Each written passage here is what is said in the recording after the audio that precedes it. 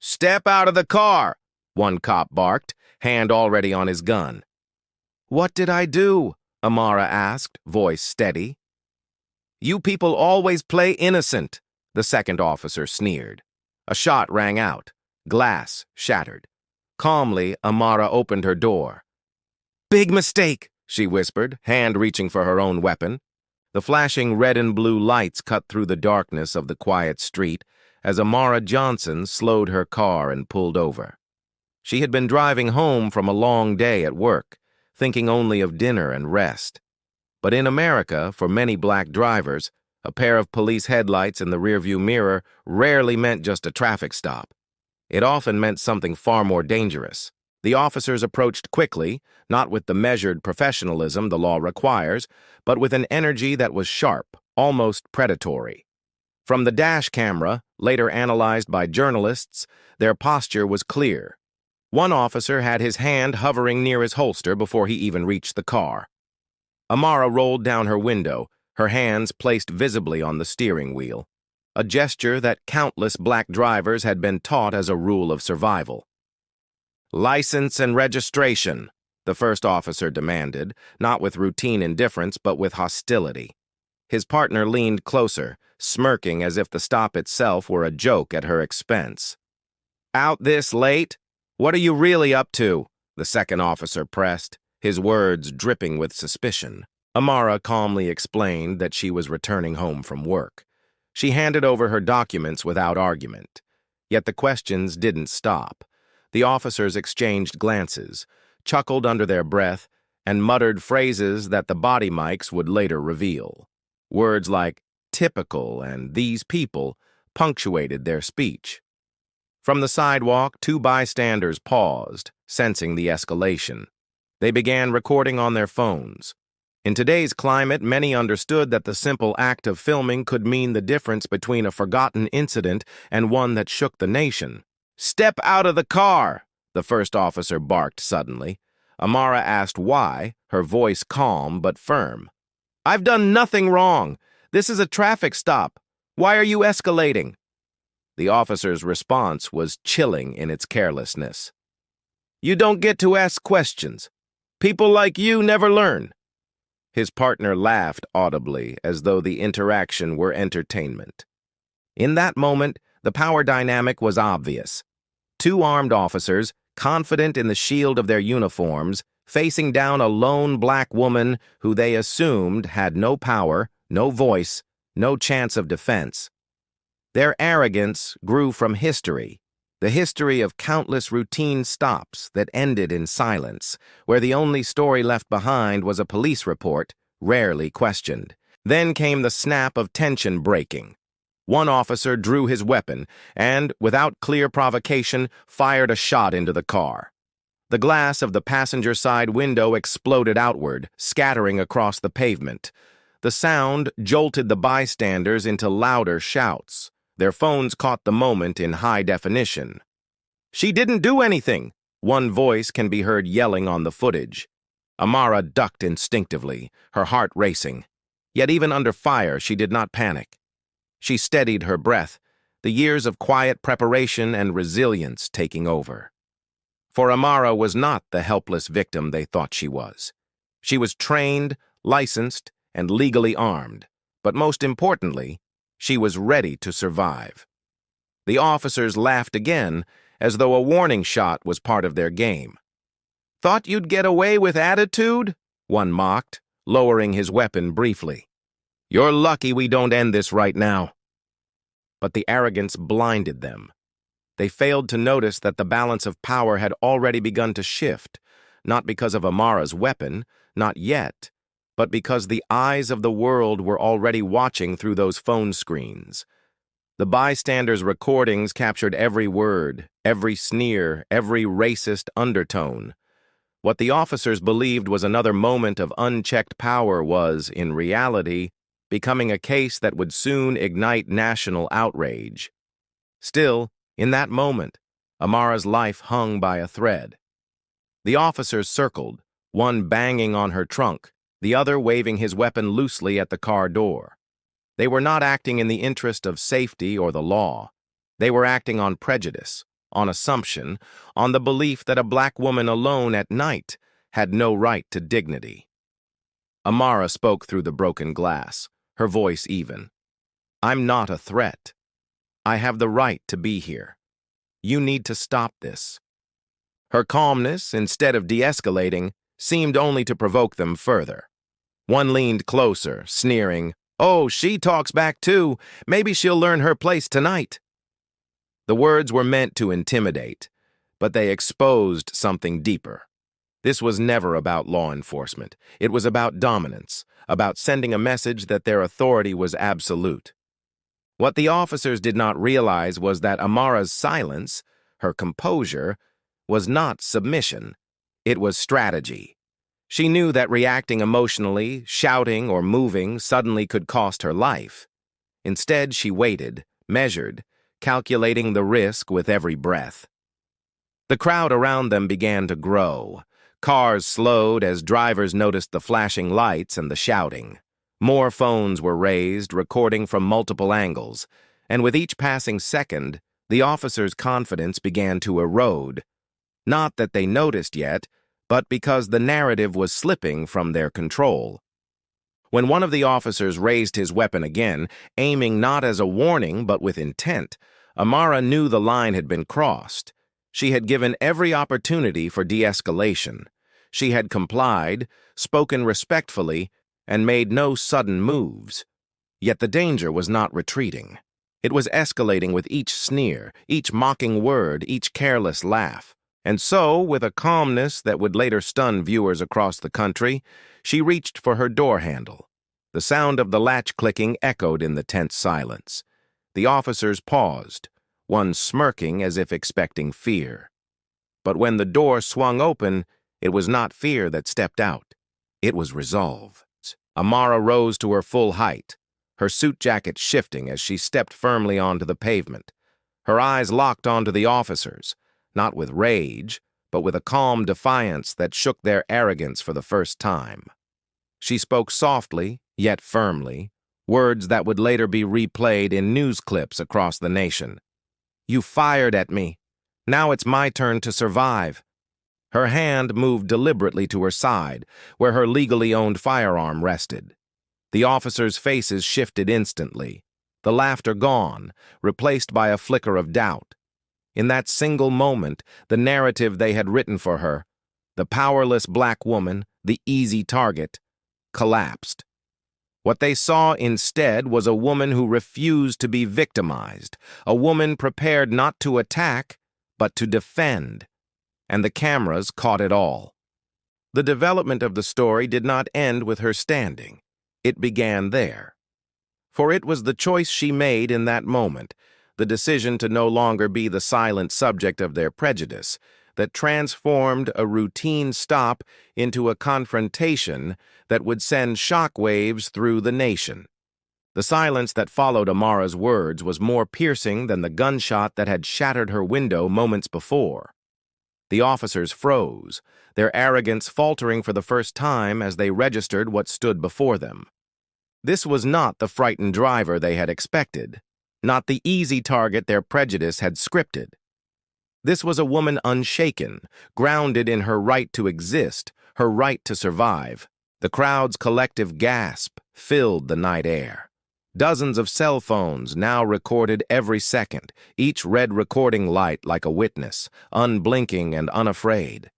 The officers had assumed they could control the narrative, but the narrative was already slipping beyond their grasp, carried by digital lenses that would soon broadcast their every action to millions. One officer, the taller of the two, stammered, "Put that down!" His words cracked under pressure, lacking the confidence that had dripped from his voice only moments earlier. His hand shook on his own firearm, betraying the fear that raced beneath his badge. The other officer, younger but no less arrogant, raised his weapon higher, his eyes darting between Amara's calm gaze and the watching crowd. Amara did not shout. She did not panic. She spoke in the same measured tone she had used from the start. "You fired first. You escalated this. I will not be your victim tonight." It was a declaration, not a threat. and it struck harder than any raised voice could have. The crowd, sensing history in the making, pressed closer, their phones capturing the officer's growing panic. The first officer's laughter was gone, replaced by desperate bravado. "We'll put you down before you take a step closer," he barked, but his voice betrayed the quiver of uncertainty. The second officer's finger twitched nervously near the trigger. Amara's weapon remained lowered at her side, not aimed, not reckless. Her body language radiated control. To those watching, the difference was undeniable. Two officers trembling with aggression, facing a woman who embodied restraint. Then, in a moment that would define the night, the younger officer fired again. The bullet struck metal, ricocheting off Amara's car with a deafening clang. Gasps erupted from the crowd, screams tearing through the tense silence. And in that split second, Amara moved. Her arm rose smoothly, deliberately, her training evident in the precision of her motion. Her shot rang out, striking the ground near the officer's feet, sending shards of asphalt upward. It was a warning, not an execution. Yet it was enough to jolt the smugness from his face, leaving only fear. The older officer stumbled backward, weapon lowering as his survival instincts took over. He had expected dominance. What he now faced was equality, an equality he could not accept, because it stripped him of the absolute power he had wielded so carelessly moments before. The crowd erupted. Voices screamed over one another. "She's defending herself! They shot first! It's on video!" Each phrase was a chorus, a shield of witnesses who understood the weight of what they were seeing. This was not chaos. This was accountability, being written in real time. Amara's second shot came only when the younger officer raised his gun again, this time aiming not at her car, but at her chest. Her bullet found his shoulder, spinning him sideways. His weapon clattered to the ground, skidding across the pavement.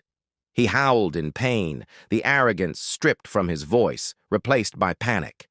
The older officer froze, eyes wide, weapon still in his trembling hand. The crowd shouted louder. "Drop it! Drop it! She's in the right!" The judge of the street had become the people, their verdict loud and undeniable. Amara kept her weapon steady, not aimed recklessly, but held firmly as she repeated, "I will defend myself.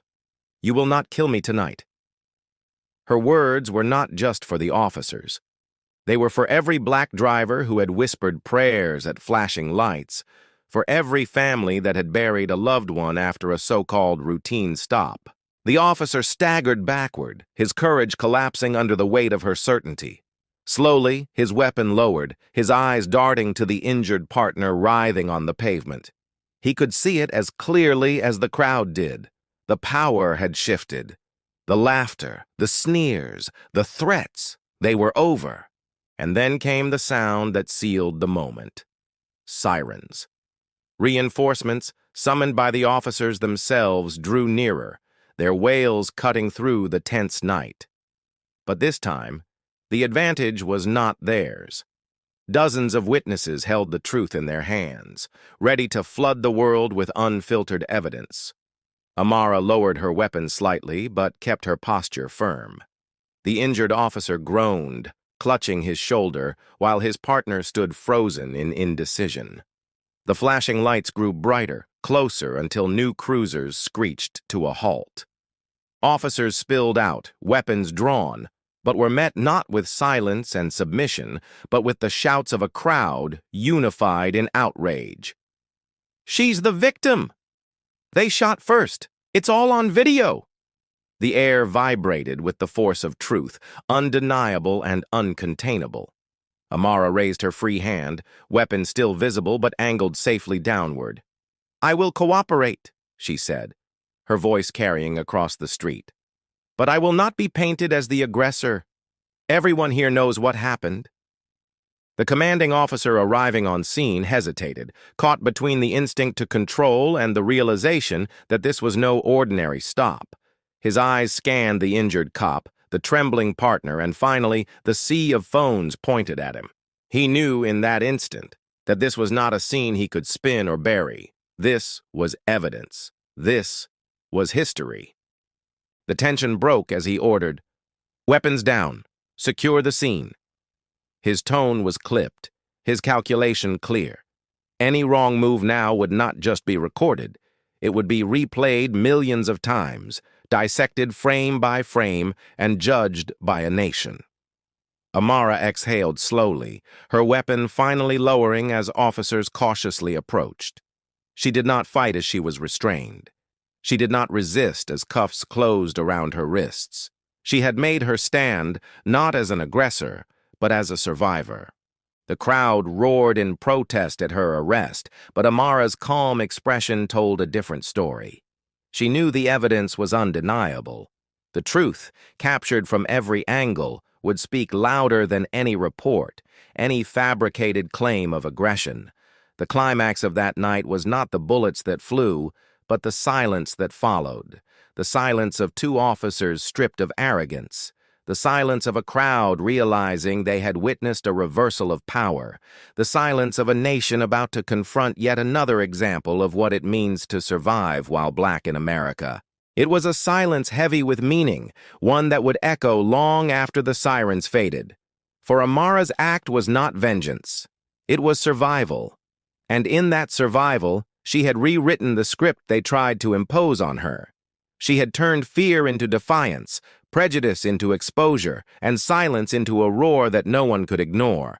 The night did not end with the crack of a gun or the shouts of police. It ended with silence, the kind that only arrives when the truth has already been written, when the outcome is no longer in the hands of those who tried to control it. Amara, standing in cuffs, did not bow her head. She walked steadily toward the patrol car, her back straight, her eyes locked on the crowd who had borne witness. Each step was heavy with meaning. She was not being carried away as a criminal, but as a living contradiction to the story the officers had wanted to tell. The commanding officer at the scene gave clipped instructions, his voice betraying his unease. The injured officer had been rushed to an ambulance, clutching his shoulder in both pain and humiliation. The other stood apart, weapon finally holstered, his face pale under the flashing red and blue lights. He had started the night with laughter, smug in his authority. Now he looked hollow, defeated by his own decisions. But the real shift was not happening between the uniforms. It was happening in the crowd. Dozens of strangers, now bound by a single moment of injustice and survival, moved like a collective force. Phones remained raised, streaming live to social media platforms, comments flooding in faster than anyone on the ground could comprehend. Within minutes, hashtags began to trend. Within hours, the footage would blanket timelines across the country. Routine stop turns violent. Black woman defends herself. Police fire first. The captions varied, but the images spoke for themselves. Muzzle flashes from officers' weapons, the shattering of Amara's window, her deliberate restraint, her precise shot in self-defense, the crowd's cries of outrage. There was no single angle to distort or twist. There were dozens. The truth was irrefutable, and for once the story did not belong to the system. As Amara was guided into the back of the police car, chants rose from the crowd. "Justice for Amara! We saw it all! She's innocent!" The commanding officer glanced nervously at the gathering, his training unprepared for a situation where the public was not just present, but empowered. He ordered a dispersal, but few moved. They stood their ground, knowing that history was unfolding before them, and they would not leave until they had claimed their role in it.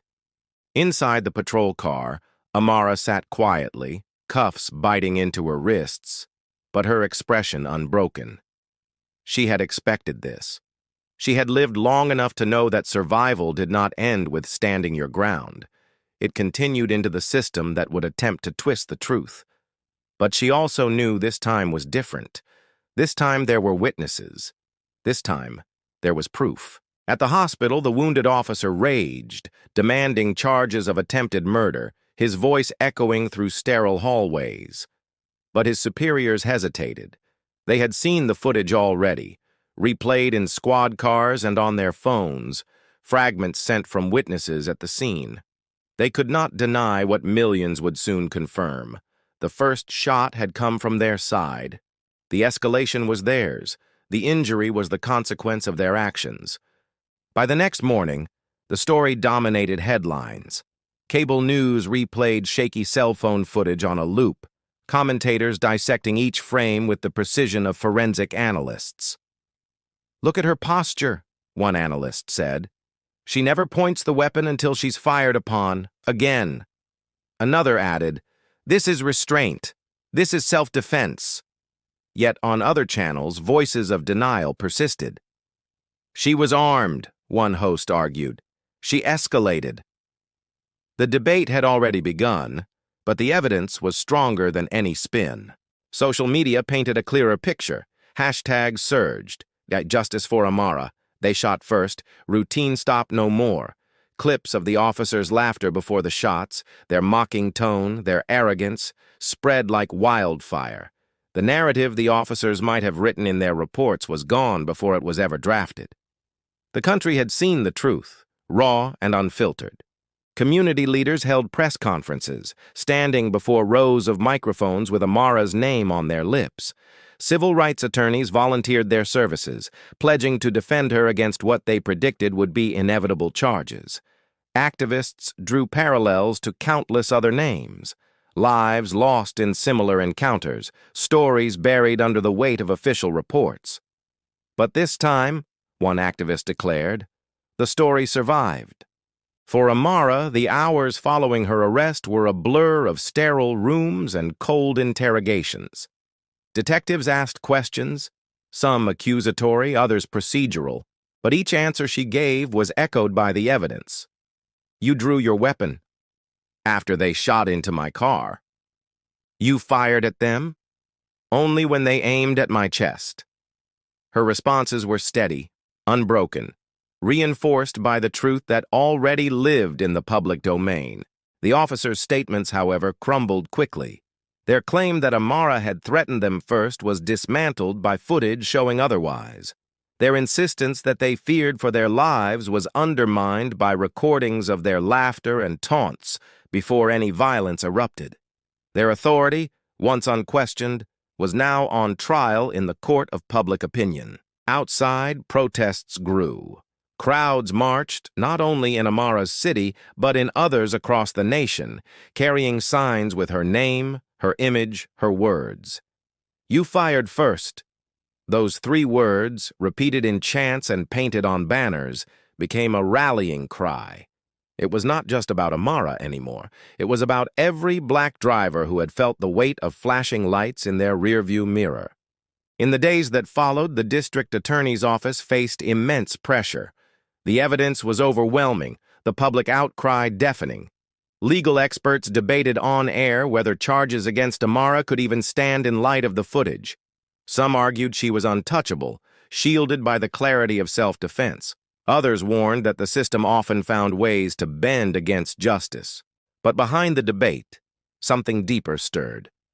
Amara's case became more than a legal battle. It became a mirror, forcing the nation to confront its patterns. The officers' arrogance, their casual escalation, their expectation of submission, all of it was laid bare, undeniable, and replayed in living rooms across the country. For Amara herself, the weight of survival lingered heavy. She did not revel in victory. She did not celebrate the shot she had fired. She carried it like a burden, the knowledge that even in survival she had been forced to fight for her life in a way others would never understand. Yet, she also carried hope. Not for herself alone, but for the change her survival might spark. The resolution of that night was not found in the courtroom or the news cycle. It was found in the crowd that refused to leave her side, in the voices that refused to let the narrative be twisted, in the recordings that refused to let the truth be buried. The falling action of her story was not descent into silence, but a rising chorus, one that declared survival itself an act of resistance. And in that resistance, Amara's name joined a lineage, not as another victim silenced by the system, but as a survivor who turned the system's weapon against itself. Exposure, accountability, truth. The courtroom would ultimately not be the place where Amara Johnson's fate was decided. Long before her arraignment date was even scheduled, her story had already been judged in the court of public opinion. By the time prosecutors reviewed the evidence, it was clear that pursuing charges would mean not only standing against Amara, but against an entire nation that had already made its decision. When the official announcement came that all charges against Amara would be dropped, it was met with cheers on the courthouse steps. Activists hugged strangers, lawyers raised fists, and Amara herself, standing in front of the cameras with her attorney, spoke only a few words. "I did not want this fight," she said, voice measured and calm. "But when it came to me, I had no choice but to survive. My survival should not be seen as a crime." Those words were clipped and replayed across every major news outlet. They were quoted in editorials, printed on protest signs, and shared in online posts by millions who found in her story not just outrage, but inspiration. For many, Amara was proof that survival was possible even against a system stacked with centuries of injustice. For others, she was a symbol of resistance, her courage echoing far beyond the night of the shooting. In the weeks that followed, the consequences for the officers came swiftly, though not as fully as many demanded. The injured officer retired under the guise of medical leave.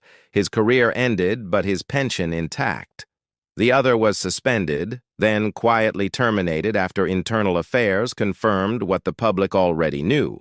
Their conduct had been reckless, their behavior tainted by prejudice. Yet no criminal charges were filed against them, a reminder that accountability in such cases often ends where institutional loyalty begins. Still, their downfall was not insignificant. In a system where officers were so often shielded by the very institutions meant to regulate them, the collapse of their careers was at least a fracture in the wall of impunity. For Amara and those who stood with her, it was not victory. It was survival paired with a reminder of how far the road to justice remained. But survival, in this case, was enough to spark something greater. Community groups used her story as a rallying point to demand reforms. Legislators, pressured by the national attention, introduced new bills on police accountability, requiring stricter body camera protocols and independent investigations into officer-involved shootings. None of these measures passed easily. Many were stalled, watered down, or blocked altogether. But the conversation was no longer avoidable. Amara's story had made certain of that. In cities across the country, drivers pulled over in routine stops began to feel a shift, not because the system had transformed overnight, but because awareness had risen to a point where silence was no longer an option. Officers, too, felt the weight of that awareness. Cameras were everywhere, scrutiny unavoidable. The kind of arrogance displayed on the night of Amara's stop was no longer as invisible or untouchable as it once was. For Amara personally, life would never return to what it was before. She moved cautiously, surrounded by both supporters and critics, her every action examined under a microscope, but she refused to disappear. She gave interviews, attended rallies, and spoke at universities about survival, systemic racism, and the need for change. Her voice was not the loudest, but it carried weight because it was anchored in lived truth. "I am not a hero," she told a crowd at one such event. "I am a survivor. The heroes are those who filmed, who refused to look away, who made sure the truth was seen. My story is mine, but it belongs to all of us now. It is proof that we cannot be erased." In the end, the story of Amara Johnson did not end with her walking free. It began there. Her freedom was not the closing of a chapter, but the opening of another. It was a reminder that justice, in its purest sense, is not something the system gives. It is something demanded, defended, and often something fought for in the most perilous of moments. The conclusion of her case was simple on paper. Charges dropped, officers disciplined, protests recorded in the annals of history. But the real conclusion lived in the minds of those who witnessed it, who saw not just one woman's survival, but the cracks in a system that had long claimed invulnerability. Analysts framed it in broader terms. Some called it a turning point, a case study in the power of citizen journalism and public accountability. Others warned against optimism, noting how rare it was for such outcomes to end in even partial justice. Yet most agreed on one point: Amara's survival had become more than a personal story. It was a symbol. Symbols do not erase pain, nor do they repair broken systems overnight. But they endure, they remind, they inspire.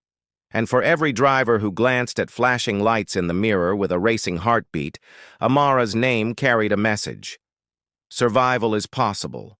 Truth can break through. And silence does not have to win. As time passed, her story did not fade. Documentaries were produced, books written, panels hosted. The night she defended herself was dissected from every angle, but the core of it never changed. She had been stopped for nothing, threatened for nothing, fired upon without cause, and she had lived. In that survival, she had done what the system had never intended. She had flipped the script, turned the spotlight back on those who abused their power, and refused to be erased. The officers who laughed that night would be remembered not for their authority, but for their downfall. And Amara Johnson would be remembered not as a victim, but as a survivor whose very existence forced a reckoning. That reckoning is not complete. It is not finished, but it is undeniable. And it began with a routine stop that was never routine at all.